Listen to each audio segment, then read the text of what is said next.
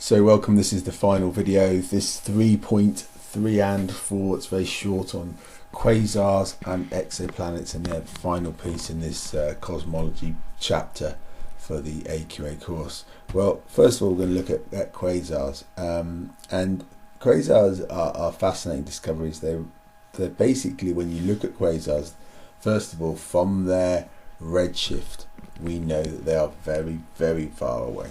Okay, in the order of 5,000 to 10,000 million light years. Now, to put that in context, 10,000 million light years is, of course, 10 billion light years. Now, if light's travelling for 10 billion years, that means what we're looking at a quasar is an object that sent out its light about 3 billion years after the Big Bang, and the universe is only 13 billion years old. So we're looking right back at sort of the most ancient bits of history we can see, and so we're looking really far back in time. The next thing about them is that they're very, very bright. They well outshine current galaxies, the galaxies that are nearby. They are immensely luminous, thousands of times the luminosity of the Milky Way galaxy.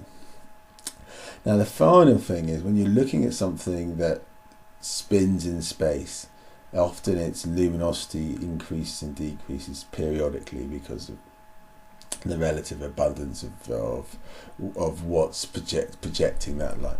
And galaxies spin, and planets spin, and stars spin, and blah blah blah. They all spin, but galaxies, big things like galaxies, spin much slower than smaller things like stars. But with these quasars, even though they've got the luminosities that are massively greater than current nearer, more recent galaxies, they're spinning fast. So we know that they are about the size of a large star, or not even a large star, a smallish star, but bigger than our sun, about the size of our solar system.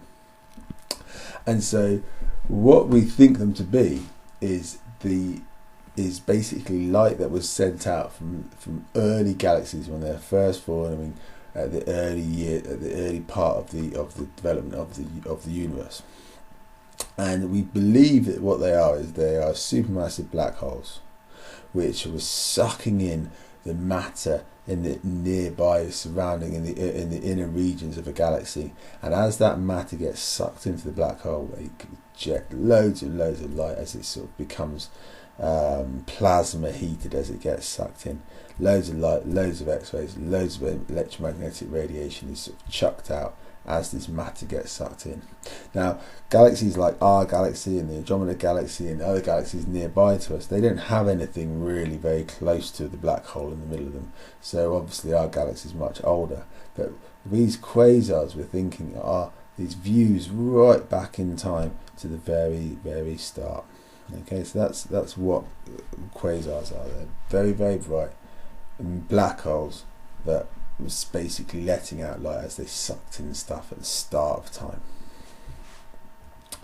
There's a picture of them, and it's a QSD, quasi-stellar object. That's what quasars stand for.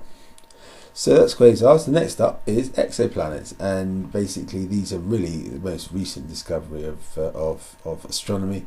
There was no actual proper evidence for any exoplanets until as early as 92, when the first exoplanet was discovered orbiting a pulsar, and in 1995 the first exoplanets were found orbiting normal main sequence stars. Now there's probably over 2,000 exoplanets being discovered, and the most recent one early this year was confirmation of the TRAPPIST-1 system, which is in the constellation of Aries, I think, and it's in our galaxy, and it's basically got 7 planets in it. It's a very small star. It's got 7 planets in it, and 3 of them in the habitable zone, which is the distance from the star in which water would be liquid.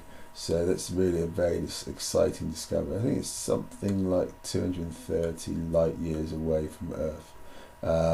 Obviously, we're not going to get there anytime soon, but it's the nearest place to look for life at the moment. Well, intelligent life possible. Okay, so how do we find exoplanets?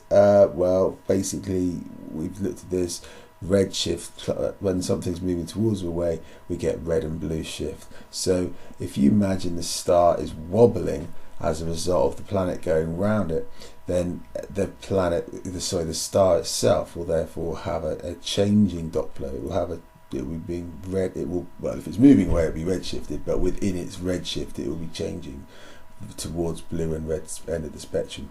So we can see from that the period of the planet's motion.